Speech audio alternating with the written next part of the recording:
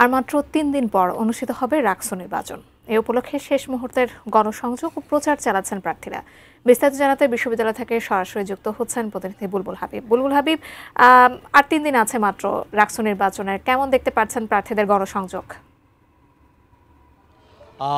যাকে আসলে প্রচার প্রচারণা এখন তুঙ্গে বলা যায়, কারণ প্রার্থীরা সকাল থেকে রাত পর্যন্ত আসলে তারা তাদের প্রচারণা কার্যক্রম সেটা পরিচালনা করছেন এবং আমরা দেখেছি যে পুরো ক্যাম্পাস জুড়েই বিভিন্ন স্থানে আসলে প্রার্থীরা তাদের প্রচার প্রচারণা করছেন, বিশেষ করে গণসংযোগের যে কাজগুলো সেটা করছেন এবং বিভিন্ন অনেকে নানা নতুন নতুন আঙ্গিকেও আসলে প্রচার প্রচারণা চালাচ্ছেন, কেউ গান গেয়ে বা নানা ধরনের বেশভূষায় সজ্জিত হয়ে অনেকে প্রচারণা চালাচ্ছেন। তো আজকে মোটা দাগে আজকে হলো আপনার প্রথমে দুপুর 12টার দিকে আসলে ছাত্রদল মনোনীত প্যানেল ঐক্যবদ্ধ নতুন প্রজন্ম তারা 10 দফা দাবিতে ইশতেহার ঘোষণা করেছেন।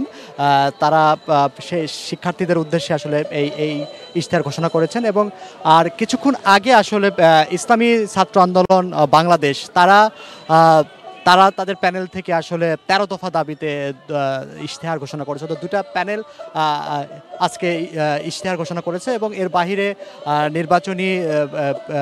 নির্বাচন কমিশনের পক্ষ থেকে প্রশিক্ষণ প্রোগ্রামের আয়োজন করেছিলেন, যেখানে বেশিরভাগ প্রার্থী এবং যারা পোলিং এজেন্ট তারা উপস্থিত ছিলেন। এছাড়া সার্বিক পরিস্থিতি নিয়ে রাজশাহী বিশ্ববিদ্যালয়ের উপাচার্য মহোদয় সাংবাদিকদের সাথে প্রেস ব্রিফিং করেছেন। তিনি আসলে বলেছেন যে আসলে আগামী যে নির্বাচন সেই নির্বাচন সুষ্ঠুভাবে আয়োজন করার জন্য নির্বাচন কমিশন যথাযথভাবে কাজ করছে এবং এখানে যে নির্বাচনী যে নিরাপত্তার ব্যাপারগুলো রয়েছে সে থাকবে এবং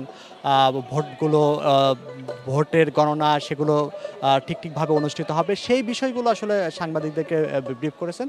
অর্থাৎ নির্বাচন কমিশন যেমন একদিকে তার ভোটের আয়োজন সম্পন্ন করতে ব্যাপক প্রস্তুতি চালাচ্ছে এবং একই সাথে প্রার্থীরাও কিন্তু তাদের যে গণসংযোগ সেই গণসংযোগ করছেন। অর্থাৎ বলা যায় যে একটা উৎসবের যে আমেজ, সেই আমেজটা কিন্তু আবার এই শেষ মুহূর্তে এসে ফিরে এসেছে। ফলে কিছুটা যেহেতু শঙ্কা ছিল যে আসলে ভোটটা অনুষ্ঠিত হবে কিনা, সেই শঙ্কাটা কিন্তু কেটে গেছে, এখন আর সেই শঙ্কা নেই। আগামী 16 অক্টোবরই ভোট অনুষ্ঠিত হচ্ছে, এটা নিশ্চিত মোটামুটি বলা যায় যে নিশ্চিত পাওয়া গেছে।